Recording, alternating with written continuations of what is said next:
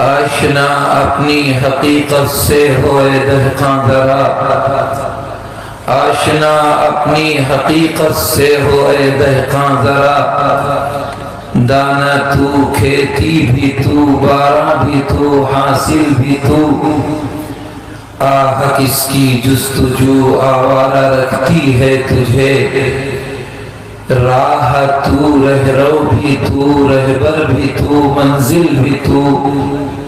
کانپتا ہے دل تیرا اندیشہ طوفان سے کیا، نا خدا تو بحر تو کشتی بھی تو ساحل بھی تو، وائے ناکامی کی تو محتاج ساقی ہو گیا، میں بھی تو مینا بھی تو ساقی بھی تو محفل بھی تو، بے خبر تو جوہر آئینہ ایام ہے، بے خبر تو جوہر آئینہ ایام ہے، تو زمانے میں خدا کا آخری پیغام ہے۔ درود شریف پڑھ لیں۔ اللہم صلی علی سیدنا مولانا محمد وعلی آل سیدنا مولانا محمد كما باركت وترحمت وتحننت على سيدنا إبراهيم إنك حميد مجيد۔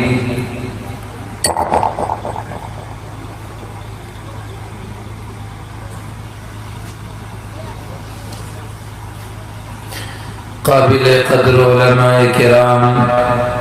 اور بہت ہی معزز سامعین نظام،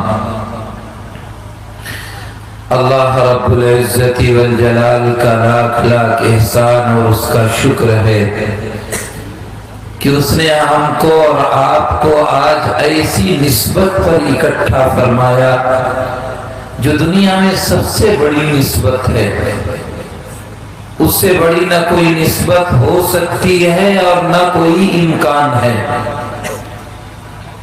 وہ قرآن کریم کی نسبت ہے۔ قرآن کریم وہ کتاب ہے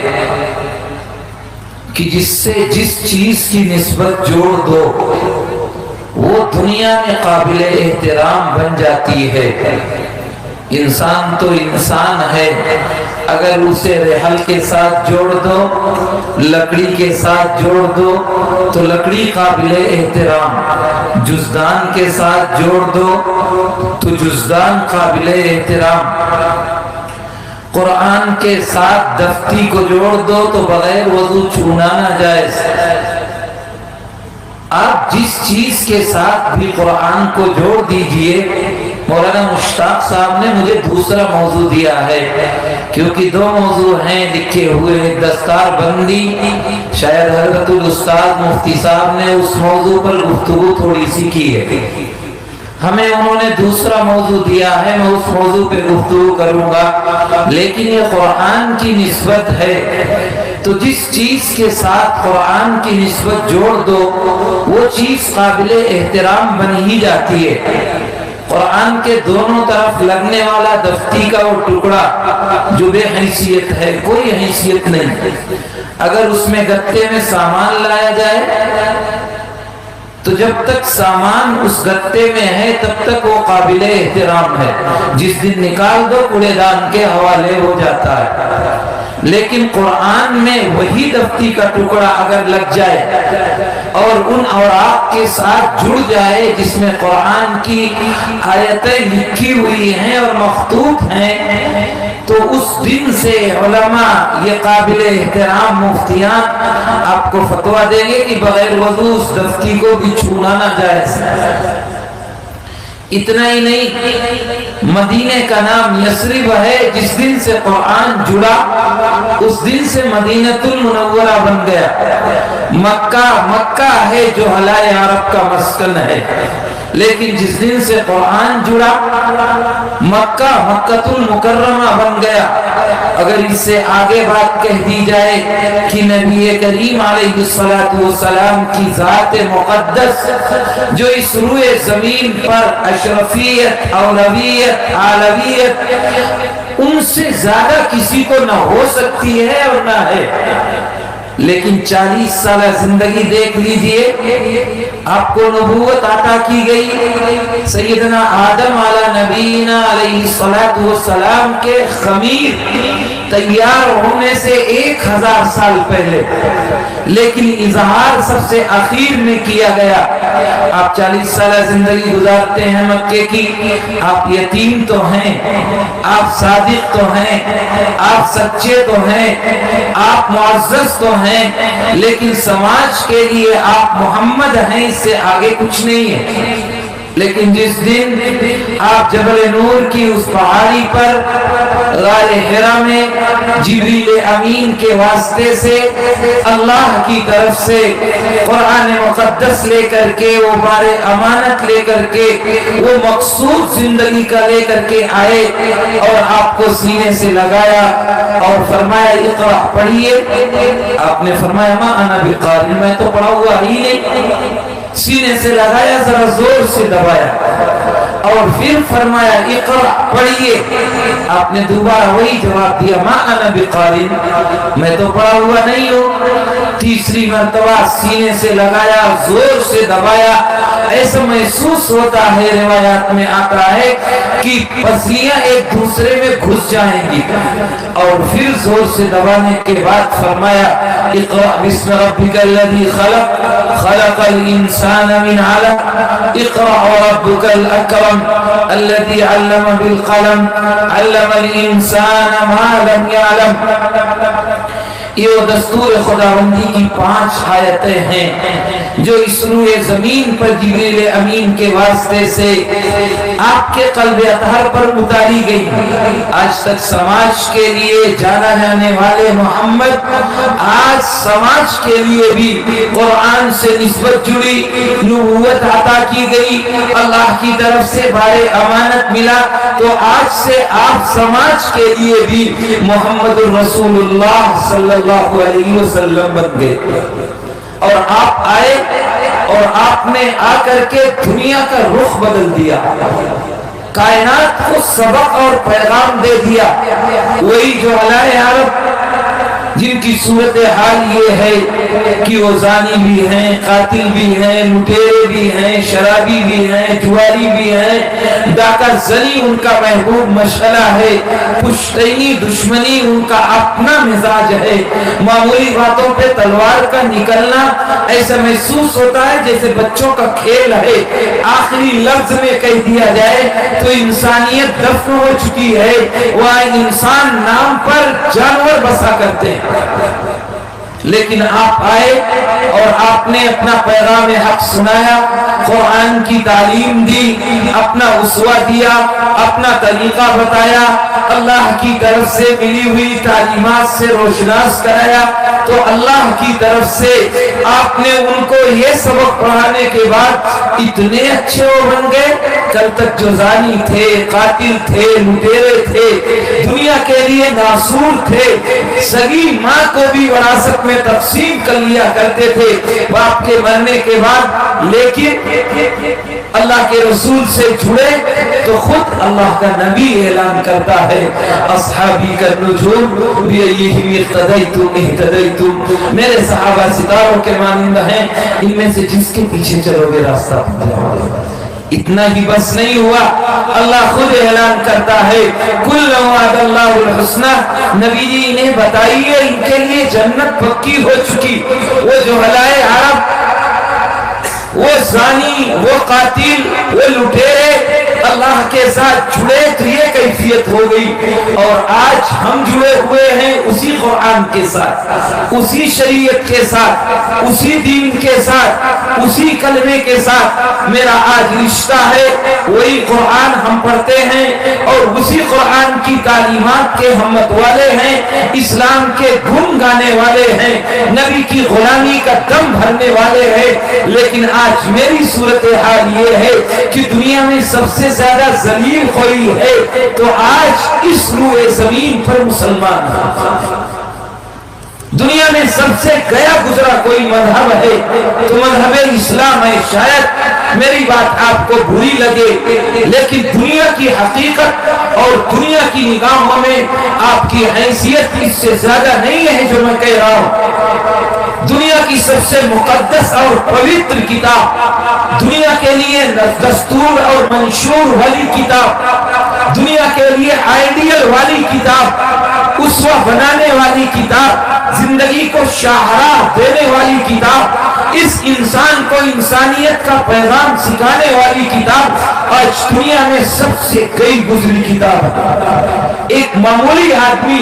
جو سماج کے لیے کیا محلے کے لیے بھی کوئی حیثیت نہ رکھتا ہو، آپ کے ملک میں کھڑا ہوتا ہے اور کہتا ہے قرآن کی ان آیتوں کو نکال دیا جائے۔ آپ ذرا تصور کریے، وہ کتاب جو اللہ نے براہ راست اپنی ذات سے نکال کر کے دنیا کی رہنمائی کے لیے بھیجا تھا، آج اسی اللہ کا پیدا کردہ ایک معمولی گندے پانی کا بنا ہوا انسان، وہ بھی اللہ کے کلام پر اعتراض کرتے ہوئے ذرہ برابر نہیں جھجکتا ہے۔ کیوں؟ اس لیے کہ وہ میرے اور آپ کے قانون اور میرے اور آپ کے طور طریقے، میرے اور آپ کے جینے اور رہنے کا رہن سہن کا، میرے معاشرے کا دستور دیکھتا ہے تو وہ جانتا ہے کہ یہ کتاب گئی گزری کتاب ہے، یہ قرآن گیا گزرا قرآن ہے، یہ مسلمان اس روئے زمین پر صرف دنیا میں دوسروں کو ستانے کے لیے آیا ہے، دوسروں کو مارنے کے لیے آیا ہے، اس دنیا میں خرافات کرنے کے لیے آیا ہے، اس کے علاوہ اس کا کوئی مشورہ نہیں ہے۔ یہ میں اپنی طرف سے نہیں کہہ رہا ہوں، یہ پوری دنیا کا آپ کے لیے سروے ہے، آپ کے لیے پیغام ہے کہ ہم نے اپنے اخلاق سے، اپنے کردار سے، اپنے طور طریقے سے، اپنے رہن سہن سے، اپنے سماج معاشرے اور تہذیب سے دنیا کو یہ بتا دیا ہے کہ نہ میرا کوئی رول ماڈل ہے، نہ میرا کوئی اسوہ ہے، نہ میرا کوئی نمونہ ہے۔ میں ہر مسلمان اپنے طور پر زندگی گزارنے اور اپنے طور پر جینے کے لیے پلاننگ کر رہا ہے، اس کے لیے اللہ کا رسول کوئی حیثیت نہیں رکھتا۔ آج مسلمان یہ سمجھتا ہے، اور خصوصاً نوجوان، میری نگاہ میں شاید نوجوان زیادہ ہے، اگر یہ کہوں کہ ہمارا اور آپ کا آئیڈیا اللہ کے رسول کی ذات ہے، میرے لیے لا اور قانون قرآن کریم کی کتاب ہے، تو میرا ایک نوجوان گاؤں کا یا سمجھ کا یا شہر کا یہ نہیں بتا سکتا کہ میرے نبی کا آئیڈیل کیا تھا، آپ کیوں آئے تھے، آپ کا بنیادی مشن کیا تھا، آپ کیوں دنیا میں بھیجے گئے تھے، اس کا آئیڈیل، اس کا نمونہ، اس کا اسوہ یا تو کوئی کرکٹر ہے، یا کوئی ایکٹر ہے، یا کوئی منافق ہے، یا کوئی فاسق ہے، یا کوئی فاجر ہے، یہ ہر مسلمان کا آئیڈیل ہے، اور نوجوان اسی روش پر چل رہا ہے، اس سے آگے ایک انچ بھی پیچھے ہٹنے کے لیے تیار نہیں ہے۔ اور اگر گھر کی بات کر لیں، بہن بیٹیوں کی کر لیں، معلوم ہوا عورتیں اور ماں بہنیں بہت ہیں، تو ان کے لیے آئیڈیل سب سے بڑا بے پردگی ہے، غیبت ہے، بہتان ہے، قرآن سے دوری ہے، شریعت سے ناواقفیت ہے، یہ عورتوں کا بنیادی مشن ہے۔ شاید عورتیں یہ سن کر کے غلط تصور لے جائیں، لیکن آپ اپنے بچوں کی تربیت کرتی ہیں تو آپ ذرا بتائیے، ایک چھوٹی سی بچی آپ کے گھر میں جنت بن کر کے آتی ہے، بچیاں جنت ہیں آپ کے لیے، لیکن چھوٹی سی بچی آئی، 1 سال 2 سال 3 سال 4 سال 5 سال، آپ مارکیٹ سے وہ لباس خرید کے لاتے ہیں یا مائیں بہنیں لاتی ہیں جس سے بچپن سے اس بچی کی ٹانگیں کھلی ہوئی ہوں، بازو کھلے ہوئے ہوں، جسم کا بیشتر حصہ کھلا ہوا ہو، ایسی مارکیٹ سے کپڑے کی شاپنگ کر کے اس بچے کی تربیت شروع ہوتی ہے۔ جو بچی آج ماں کی گود سے پہلا سبق پڑھ رہی ہے، 6 سال 7 سال 8 سال 10 سال 12 سال 14 سال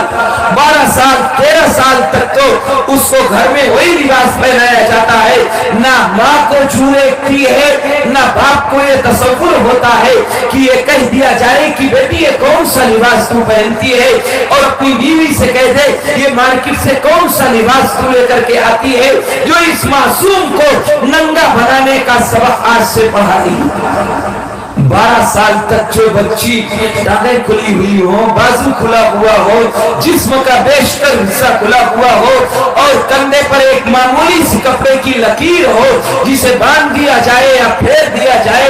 ऐसी बच्ची 14 साल तक जिसे ट्रेनिंग आपने नंगेपन की दी है, अगर वो बड़ी हो गई, अब 15 साल की हो गई, 16 साल की हो गई, 14 साल तक जिस बच्ची की टांगें खुली हुई हो, जिसका बाजू खुला हुआ हो, अब वो राबिया बसरिया बन जाएगी, हजरत फातिमा बन जाएगी, हजरत आयशा बन जाएगी, हजरत उम्मे कुलसूम बन जाएगी, हजरत फातिमा के अखलाक अपना लेगी, वो पर्दा अपना लेगी जो सहाबियात के हैं, जो अम्मा आयशा का है। आप जरा तसव्वुर करिए कि आप 14 साल तक नंगेपन की तबलीग कर रहे हैं, ट्रेनिंग दे रहे हैं, और अगर कोई कह दे तो बड़ा साफ बाप भी कह देता है और बेटी अम्मा भी कह देती है कि अभी तो बच्ची है, अभी तो छोटी है,